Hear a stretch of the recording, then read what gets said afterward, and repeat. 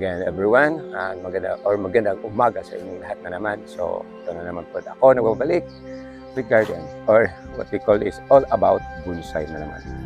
So ngayon ang isi-share ko sa inyo is itong nakita ko doon sa likod. Isa may kalipay na ginagawa ko na siyang parang bonsai. So although it is not a tree, it is only an ornamental plant, pero pwede rin gawin ng parang mukhang bonsai. So na ano din ako with this kalipay kasi matagal din kung iniisip ito, tapos matagal din natapos kasi very supod, so madali lang madaot, pero matagal-tagal na ito and it is last long. Kaya ako in-share sa inyo because winawire ko na ito dati ng lubo ng mga wire, then after that is tinanggalan ko ng wire. Then yung magulan siya, yan very weak yung area dito. So ang gawin ko nito is maybe this portion lang i-wire ko para gumaganyan siya. Then may ibang mga sanga dito na kailangan kong i-trim ng kaunti, like this one, that one, so para mapaiksi. So ito dati try ko kasi sobrang tangkad nito, try ko binabaon pababa, this one. So maybe next ibabaon ko pa rin ito para maging pa siyang maiksi.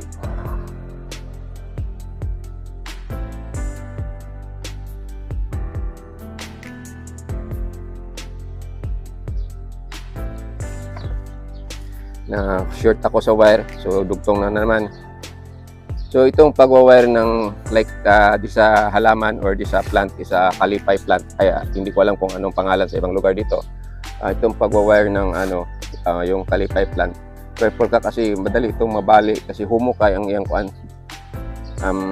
humukay ang iyang mga sanga ba, dili hard. Then kinahanglan na bata pa ni siya, ginaano na nimo, binibent na nimo kasi dali ni siya mabanggi, din siya flexible. At like makagawa ka dito ng sobrang sigsag-sigsag. Kaya ako ngayon is umulan pa kagabi, tapos tinatrabaho ko ito doon sa possibility na magka-error ako nito, bali good siya.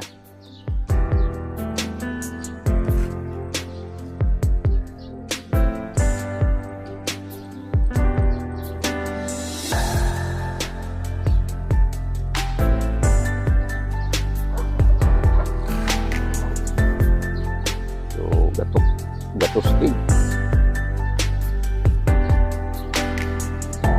Bago din ako para po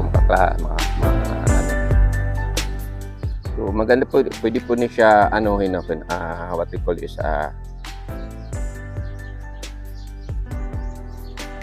putlan. So ako pa ito gamay, oops, balik. So yun na siguro. So ngayon ang gawin ko dito is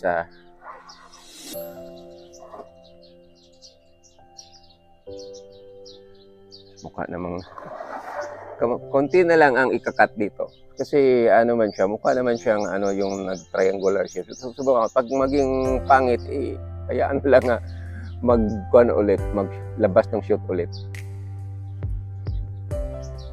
So this is a low budget bonsai materials. Instead na yung paggawa ko, try ko na ma-share itong yung tawag nito, yung pag-video ko, kaya ang nangyari sobrang taas na hinoon. So I don't know kung ilang minutes na yun. So yun ang problema ko dito sa paggawa ng kasi pag hindi ako komportable baguhin ko hanggang sa there's a time na mamatay yung materials dahil sa lagi ako nagbabago kasi tinitingnan ko yun, lalo na pag may makita ako doon sa sa YouTube tapos maganda, sundo din ako. Kaya yung ito nga banda kalutan gamay,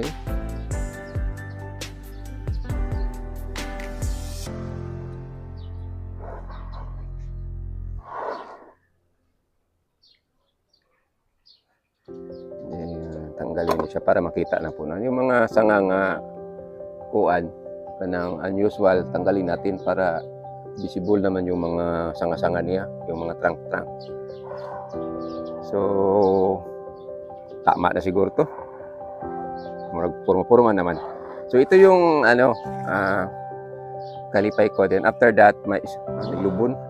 So careful din kayo yung may mga wire na maglubon gani, just luagan ra siya. Kasi pag mabayaan yan, this is a support, maputol na, patay. Wala na.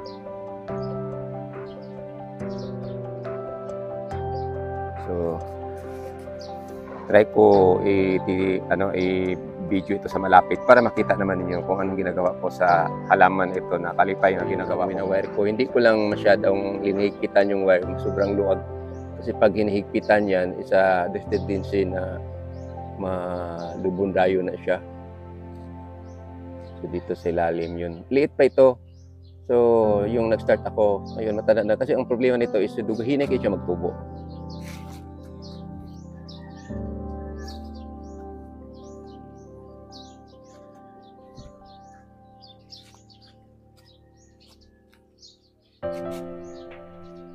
So yung sa mga ganito isa ito kailangan pa ito mo-cover up.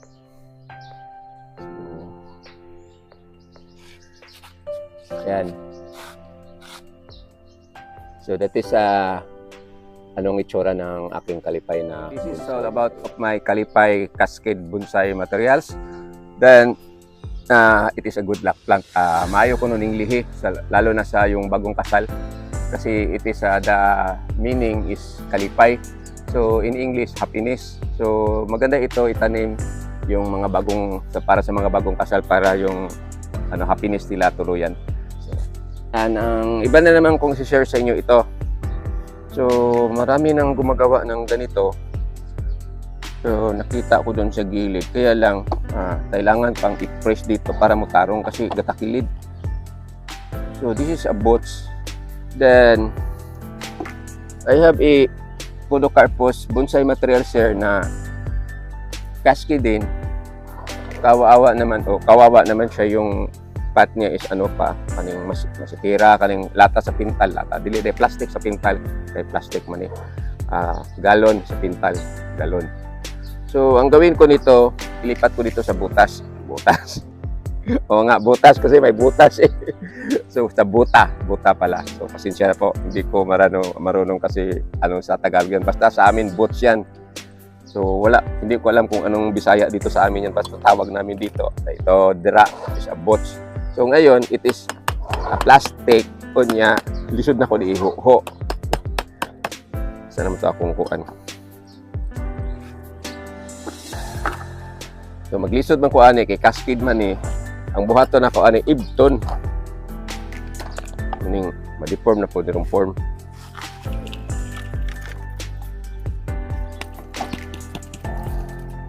Na.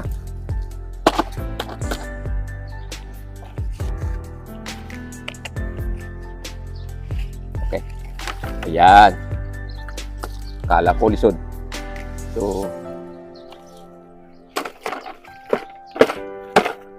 dami ko na kuhang lupa. So ito na siya. Lipat ko sa bots. So just sharing na lang. Alam ko may maraming gumagawa ng ganito. Hindi ako ang original ito. Pero ito ang napasok sa isa sa amna ko ni butang. Ma-deform yung form. So before we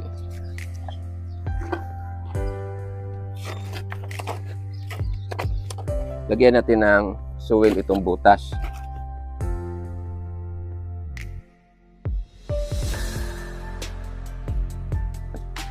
So this is parang kaya ko ito sinishare sa inyo, isa tawag nito, sabi pa ng iba, resourceful. Term na resourceful. So yung mga sira-sira natin dyan, mga arinola, mga kalaha, tawag yun sa Tagalog, kawali, pwede din yung gagamitin. Gawa sa buta. Sa yung mga pantalon ninyo na hindi na nagagamit, hindi din gawing masitira yun. I-mold yun lang sa simento Tapos maging ano na yan, yung parang bonsai pot. Pag ito, ang nangyari nito na man, lalala, wala.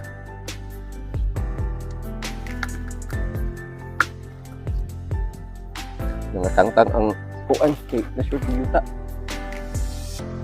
So, ang mangyari nito is if ever makakita na naman ako ng panibagong style, then I change my mind, pwede din na kung ilipat na naman ito, bunutin na naman. Kasi ganyan talaga yung mahilig tayo sa bonsai. Now and then, babago-bago yung isip natin. Sabi natin sa isip natin na hindi ko yan i-dipulit. Then later on, nakadecide ka, dipulit na lang. Yun ang sa mga mahilig sa bonsai, pabago-bago yung mga isip natin. Like this one here. Naglakad ako kanina, iba yung intention ko pag didipulit yung yung red ficus. Pagtapos daan ako sa likod, nakita ko yung kalipay na tanim. Ayan, nakalipay. So, lagyan ko ito ng harang dito. Yung magtanim ng bonsai. This one. Yung age ba sa pag-carve yung puno, according to the expert, dapat hindi yun magta-touch dito sa tip ng pot. Kasi pag magta-touch yan, ang ibig sabihin yung judge dyan, yung interpretation ng judge is weak yung foundation ninyo, kaya sumandal dito. So, magkaano din yan sa pag-decide ng judge, yung parang tawag natin yung may kuan ba, kanang minus ba. So, pag magka-cascade kayo, wag ninyong dapat sa kuan, ayaw og ipadapat sa tip sa pot yung kumakorb na niya yung pagkakaskid. Yun lang ang pagkakaalam ko. So, ito, ayusin ko pa ito kasi ilagyan ko ng tukon kasi mahayang good siya kay ang foundation sa ilalim, yung mga gamot maliit pa. Then, tapos i-bend ko pa ito yung magpura-pura gamay ng kaunti na maging patsada ng kaunti. Then, itong dito sa sabi ko na tagilid siya, try ko maituwid ito, talian temporary hanggang kuha na siya, nang maanad ba, then it will come na straight na siya. So for this morning, sa camera ni Ron. So for this morning, ito lang ang masishare ko, then hindi pa ito tapos. I need to put back up pa dito, kaya lang masubra ng mahaba yung video with this boats na ginawa kong paso para sa cascade na podocarpus ko. So ibibidyo ko lang malapit, then I will continue na after mapinish ko itong video to put back up na stick para hindi siya magdapat dire or hindi sumabit dito. Kasi yun ang advice sa akin yung isang judge o bonsai judge yung sa mga show. So ito na ang itsura niya sa malapitan. Paliwanagan natin. Yun. Tapos yung sinabi ko na hindi dapat magdapat dire yung kalingan malayo siya gamay. Just lang, nag-ano lang ako, nakinig lang din, yung sinishare ko lang, pero yun ang sabi sa judge. So correct me if I'm wrong what I'm seeing today about yung sa cascade. So ito ang itsura niya with the boots. Yan.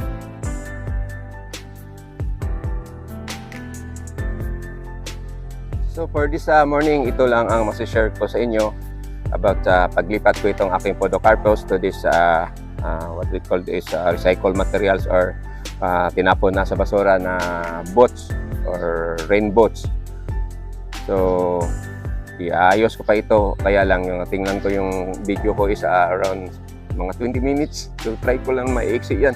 So maraming salamat sa panonood. Hope you have an idea kung paano mag-recycle ng mga tira-tira nating mga kagamitan na kung pwede pang mapakinabangan. So again, maraming salamat. God bless you all. Have a nice morning. I love you. Bye-bye. When there's no more hope is left in me, I can see what comes my way.